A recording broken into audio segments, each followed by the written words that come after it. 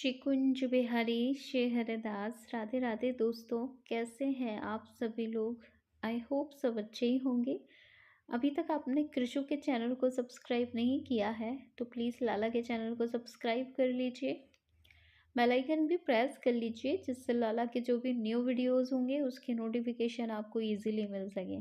तो आज का जो वीडियो है बिल्कुल भी स्किप मत करिएगा, प्लीज़ वीडियो के एंड तक बने रहिएगा क्योंकि ये एक Q&A सेशन है और इसमें मैंने विंटर से रिलेटेड जो मेरे पास अभी तक भक्तों ने सवाल पूछे थे लाला से रिलेटेड, विंटर रूटीन से जुड़े हुए जितने भी सवाल थे वो सभी मैंने इसमें ऐड ऑन किए हैं।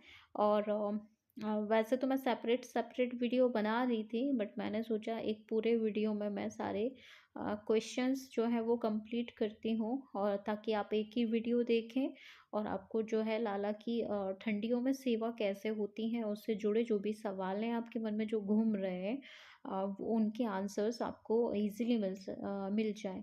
तो देखिए, चलिए अब हम जल्दी से शुरू करते हैं बिना देरी करे। और सबसे पहले हम देखते हैं पहला हमारा सवाल क्या है ठंडियों से जुड़ा। तो पहला सवाल जो है हमारी एक लाली का है। और देखिए, नाम तो यहाँ मैं किसी के मेंशन इसलिए नहीं कर पा रही हूँ क्योंकि मुझे बस सवाल याद रह गए हैं क्योंकि कब पूछे थे, काफ़ी टाइम से पूछ रहे हैं भक्त, कुछ लाइव सेशन में पूछते हैं। तो मुझे उन सब के नाम अभी याद नहीं आ रहे हैं लेकिन मुझे सवाल अच्छे से याद रह गए हैं। तो इन्होंने पूछा था सर्दियों में लड्डू गोपाल जी को हम क्या क्या भोग में दें और क्या क्या भोग में ना दें। तो हाँ, दोनों चीज़ें मुझे बतानी है। तो सबसे पहले तो हम बात करेंगे क्या क्या भोग में दें। तो देखिए, आपको जैसे मालूम है कि ठंडियों में आप खुद से कंपैरिजन किया करें थोड़ा सा कि जब सर्दियाँ शुरू होती हैं तो हमारा कैसा मन करता है। हमारा मन करता है कि कुछ गर्मा गर्म चीज़ें हम खाएं, जैसे पूड़ियाँ बनाने का मन होता है, पराठे बनाने का मन होता है, मेथी के पराठे हो गए, आलू के पराठे, पालक के पराठे। और ऐसे पराठे खाने का हमारा मन करता है, गरम गरम सब्जियां खाने का मन करता है हमारा। जो भी चीज़ें हों, पकोड़े हों, मूंग दाल के पकोड़े खाने का भी बहुत मन करता है। तो ऐसे ही सोचिए, हमारे कन्हैया का भी कुछ ना कुछ मन करता ही होगा। तो सर्दियों में जो है लाला को थोड़ा सा गुनगुना भोग दिया जाता है, एकदम ठंडा भोग नहीं दिया जाता। लाला को थोड़ा गरम गरम भोग खिलाया जाता है, एकदम गरम नहीं लेकिन हाँ थोड़ा सा गर्मा गर्म ही लाला को भोग दिया जाता है। तो अब आप को मैंने बता दिए हैं, जैसे मैं मिल्क में बता देती हूँ आपको। ये तो हमने बेसिक बात की थी भोग की। अब हम बात करते हैं मिल्क में। जैसे आप मिल्क को और अच्छा बनाने के लिए क्या कर सकते हैं, जिससे लाला पिए तो उनको वो हेल्दी रहें। तो वैसे हम नॉर्मल सादा मिल्क देते हैं लाला को, लेकिन ठंडियों में आप उसमें केसर ऐड कर सकते हैं। ड्राई फ्रूट्स का जो है आप पाउडर ऐड कर सकते हैं उसमें। दूध को जो है आप खूब सारा बॉईल करिएगा, ढेर सारा बॉईल दीजिए आप दूध में, जिससे वो थिक हो जाए। तो ऐसा दूध भी लाला के लिए जो है हेल्दी होता है। तो ये तो रहे दूध की बात। सब्जियों में आपको हरी भरी सब्जियां जो आप घर में, जो कुछ आपके घर में बन रहा है देखिए वही दीजिएगा। ऐसा स्पेशल नहीं है कि ठंडियों में आपको बहुत ज़्यादा कुछ अलग करना नहीं है। जो आपके घर में बनता है, जो आप खाते हैं, सीज़न होता है तो उस हिसाब से हम वैसे भी सब्जियां परचेस करते ही हैं। जैसे मेथी की भाजी हो गई है, पालक हो गए हैं और कुछ ऐसी सब्जियां हम लेते ही हैं, तो वो आप लाला को दीजिएगा। बहुत सारे भक्तों को डाउट होता है कि गाजर के हलवे का क्या करें, कहीं भोग लगता है कहीं नहीं लगता है। मूली का क्या है, मूली का भोग लगता है नहीं लगता है। तो देखिए, मूली का तो कहीं कहीं मूली वर्जित है। मैंने सुना है कि लाला को भोग में नहीं दी जाती, लेकिन जब वृंदावन में मैंने देखा है वहाँ पे कुछ चाट पकौड़ी देते हैं तो उसमें प्याज की जगह मूली दी जाती है। इसका मतलब हम तो खा सकते हैं, मूली हमारे लिए मनाही नहीं है। तो लाला के लिए वर्जित तो मानी जाती है, लेकिन फिर भी आपका मन कभी कर रहा है सैलड में ऐड करने का तो आप कर सकते हैं। सेम ऐसा ही गाजर का है। देखिए, बाकी भी हरी लाल तो गाजर का हलवा खाते हैं, बाकी कुछ हमारे लाला जो है उनके यहाँ पे वर्जित है। तो ये भी टोटली आप पे डिपेंड करता है। गाजर मूली आप अपने अकॉर्डिंग देख लीजिए आपको देना है कि नहीं देना है। बाकी इसमें बहुत ज़्यादा कुछ सोचने वाली बात नहीं है, आपका मन है तो आप दे सकते हैं। अब वो ऐसे कौन से भोग हैं जिनका भोग हम सर्दियों में नहीं लगाते हैं? तो देखिए, दही का जो भोग है वो,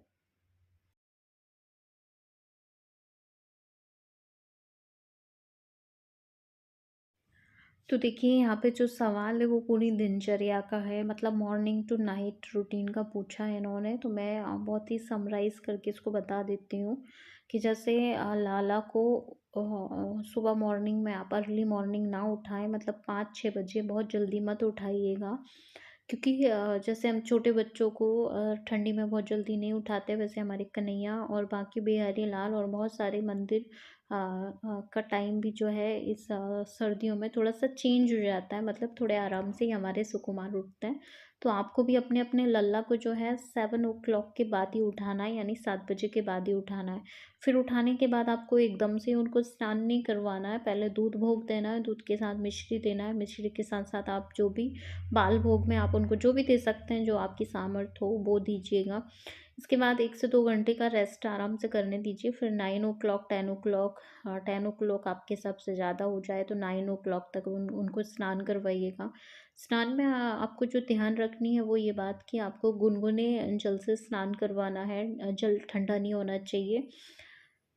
तो जल आपको जो है कन्हैया को गुनगुने जल से स्नान करवाना है। स्नान के बाद आपको जो हमारे ठंडी के जो इत्र होते हैं उससे आपको अच्छी मालिश करना है, गर्म पोशाक पहनाना है लाला को।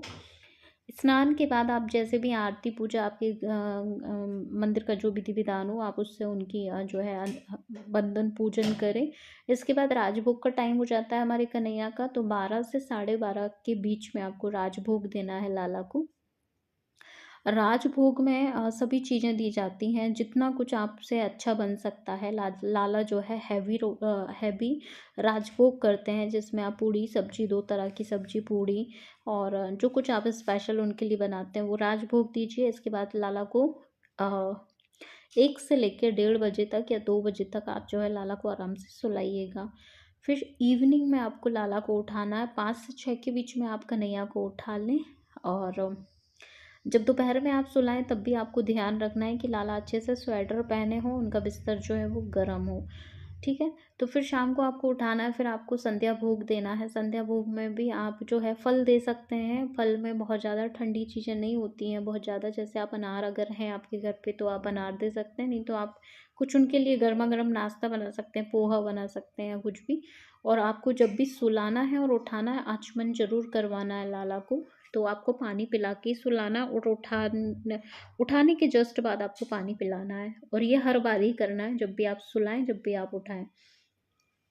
फिर जब लाला उठ जाए शाम को, तो उनका संध्या भोग हो जाने के बाद संध्या बंदन आरती पूजन करने के बाद कन्हैया के साथ मस्ती करना है, चाहे तो आप उनको बाहर थोड़ा बहुत टहला सकते हैं। छत पे ले जाएं, टहला लें, बाहर दिखा लें, या फिर उनको थोड़ा बहुत टीवी ऑन कर दें। लाला को गोपी गीत बहुत प्रिय होता है, कोई भजन लगा दें, कोई गुरुजन की कथा लगा दें।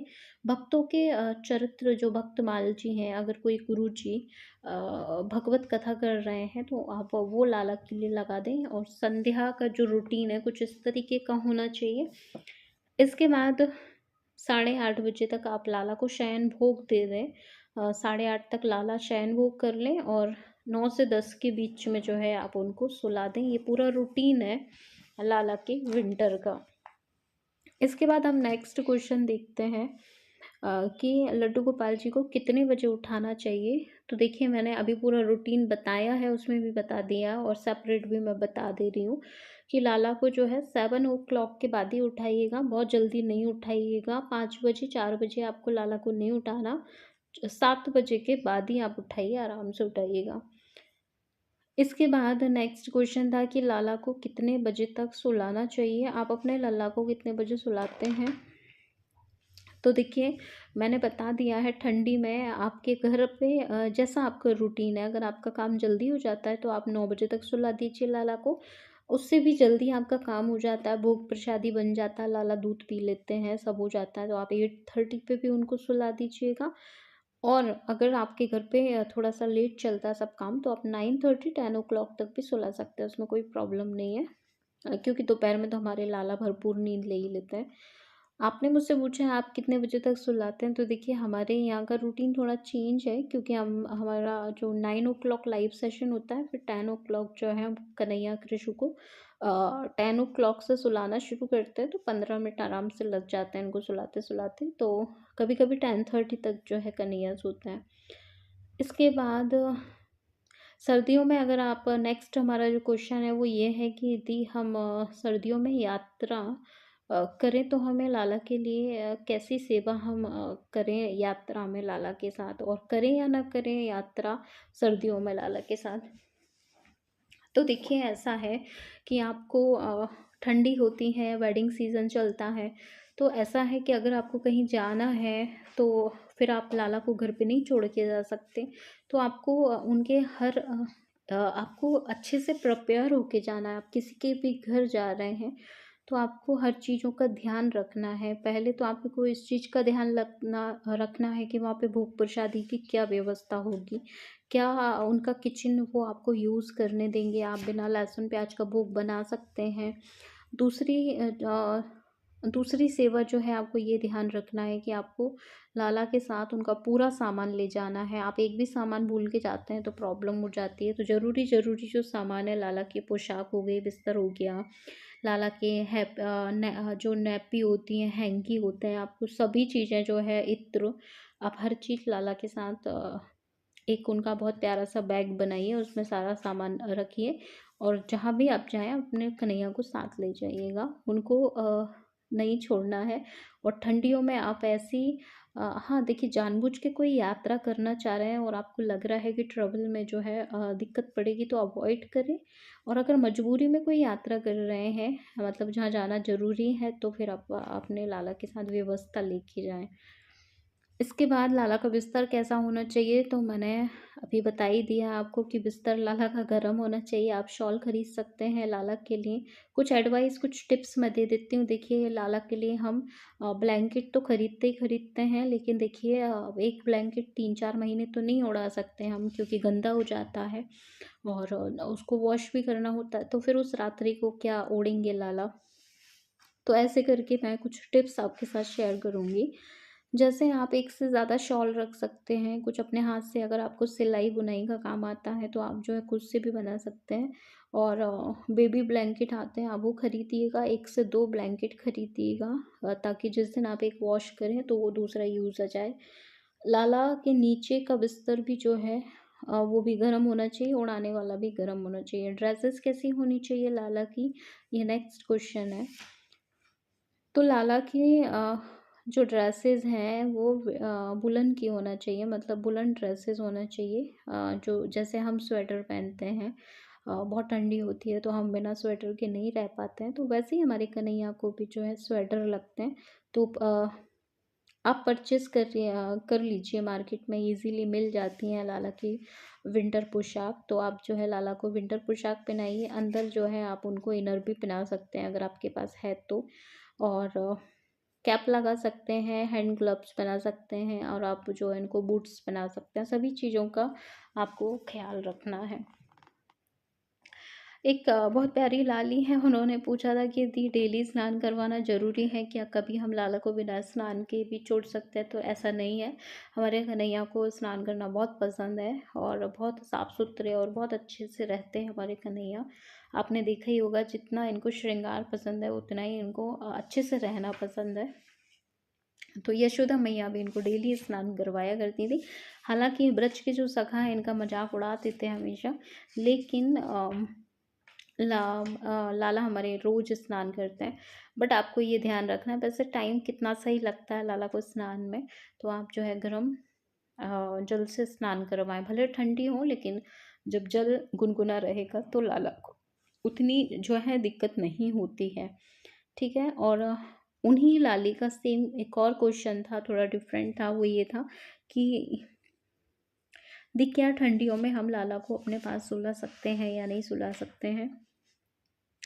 तो देखिए, इस पे मेरा सेपरेट वीडियो है, मैं आपको सजेस्ट करूँगी आप वो देखिएगा, और यहाँ भी मैं बता ही रही हूँ वैसे। तो देखिए, जो लोग मैरिड हैं वो तो अवॉइड करें, वो लाला को ना सुलाएं अपने पास। और इसके बाद भी अगर आप सुलाना चाह रहे हैं तो उनका अपने ही बेड पे सेपरेट एक बिस्तर लगा दें, और वैसे ना ही सुलाएं तो अच्छा है। बट जो लोग सिंगल हैं वो अपने लाला को अपने पास सुलाइएगा, बिल्कुल सुला लीजिएगा, लेकिन उसमें आपको बहुत स्वच्छता का ध्यान रखना है। जैसे आपको आपको अपनी बेडशीट्स जो है टाइम टू टाइम जल्दी जल्दी धोना है, और अपने बेडशीट से हट के लाला का प्रॉपर बिस्तर लगाना है। तो आप जो है अपने ही बेड पे सुला सकते हैं, लेकिन उनका बेड जो है सेपरेट होना चाहिए, उनका बिस्तर सब चीज़ अलग होना चाहिए, तो आप उनको सुला सकते हैं। और जो लोग मैरिड हैं वो सुलाना चाहते हैं तो फिर आपको बहुत सारी चीज़ों का ध्यान रखना होगा। तो आप भी अपने पास लाला को सुला सकते हैं, उनका बिस्तर आप अलग। तो आज का हमारा जो आखिरी सवाल है वो इत्र के ऊपर है, और लाला को विंटर में कौन कौन से इत्र होते हैं आप सबने पूछा था, कौन से इत्र से मालिश करें जो कि लाला को गर्माहट दें। तो मैं आपके सामने सेपरेट वीडियो में भी मैं शेयर कर चुकी हूँ, और यहाँ पे मैं आज ढेर सारे इत्र शेयर करूँगी आपके साथ जो कि ठंडियों के हैं, मतलब जो लाला को गर्माहट देते हैं। तो एक आप इन इत्र के नाम नोट कर लीजिएगा, जब भी आप वृंदावन जाएं, कहीं पे भी जाएं तो आप इनको परचेज ज़रूर करिएगा। तो ध्यान से आप नोट करिएगा, मैं ठंडी वाले इत्रों के कुछ नाम ले रही हूँ आपके सामने। तो देखिए, सबसे पहला जो सबसे जाना माना इत्र है वो केसर है और हिना है। अगर कुछ भी आपको समझ नहीं आता तो आप केसर और हिना जो है ले सकते हैं, दोनों ही इत्र आपको मिल जाएंगे। कुछ इत्र ऐसे होते हैं जो 12 महीने यूज़ होते हैं, जैसे श्रृंगार इत्र और गुलाब का इत्र, ये भी आप परचेज कर सकते हैं क्योंकि ये 12 ही महीने चलते हैं। केसर हिना नहीं मिल पा रहा है तो आप फिर गुलाब का इत्र लगाइए या श्रृंगार इत्र लगाइए। अब मैं कुछ इत्रों के नाम आपके सामने ले रही हूँ जो कि आपको ठंडियों में यूज़ करना चाहिए। जैसे कि आप जो है लिली का इत्र ले सकते हैं, कदम का ले सकते हैं, वेला का ले सकते हैं, खस का इत्र ले सकते हैं, अगर स्पेशल इत्र ले सकते हैं आप, लाल गुलाब, केवड़ा, पारिजात, श्यामा, ब्रजमिट्टी, तुलसी और मोगरा, इस तरीके के सारे इत्र आप जो है ले सकते हैं। वृंदावन में ये आपको सभी अवेलेबल हो जाते हैं। वृंदावन फ्लावर का ले सकते हैं, बांके बिहारी लाल जी के लिए स्पेशल जो इत्र होता है वो भी मिलता है, तो वो ले सकते हैं आप। रूहू गुलाब आप ले सकते हैं, आराध्य आप ले सकते हैं, ब्रज अमृत ले सकते हैं, निधिवन निकुंज, ये सारे बहुत सारे इत्र हैं जो कि आप अपने कन्हैया के लिए ले सकते हैं। औद का इत्र जो रहता है वो भी लाला की जो है ठंडियों में यूज़ होता है, और ऐसे कदम का हुआ बहुत सारे इत्र हैं। तो आप ये जो है कुछ जो मुझे याद थे अभी मैंने आपको बता दिया। कुछ भी ना मिले तो मैंने 2 इत्र आपको बता ही दिए हैं, केसर हिना बता दिया है, वो भी ना मिल रहे हो तो फिर आप रोज़ का इत्र ही लगाइए क्योंकि वो 12 महीने चलता है। तो दोस्तों, आज की वीडियो में हमने ढेर सारे सवालों के जवाब जाने। कुछ रह गए हों तो आप मुझे कमेंट कर दीजिएगा, मैं उनका आंसर करूँगी। एक लास्ट जो मैं अपने पर्सनल अपनी तरफ से ऐड कर रही हूँ, आप पूछते ही पूछते हैं कि दी आप लाला की ड्रेसेस खुद बनाते हो, कहाँ से परचेज़ करते हो? ये मोस्टली सबसे ज़्यादा पूछे जाने वाला सवाल है। तो देखिए, लाला की ड्रेस हम परचेज़ नहीं करते हैं, लाला की ड्रेसेस जो हैं घर पे ही तैयार होते हैं। तो कृषु जो ड्रेसेस आपको पहनते हुए दिखते हैं वो हम घर पे ही लाला के लिए तैयार करते हैं। तो दोस्तों, आई होप आप लोगों को सारा विंटर Q&A पसंद आया होगा। पसंद आया हो तो प्लीज़ शेयर करिएगा, और आई होप आपने एंड तक भी सुना होगा। तो हम मिलेंगे लल्ला की ऐसे ही किसी और अच्छे Q&A सेशन में। तब तक सबको श्री कुंज बिहारी श्री हरिदास, राधे राधे।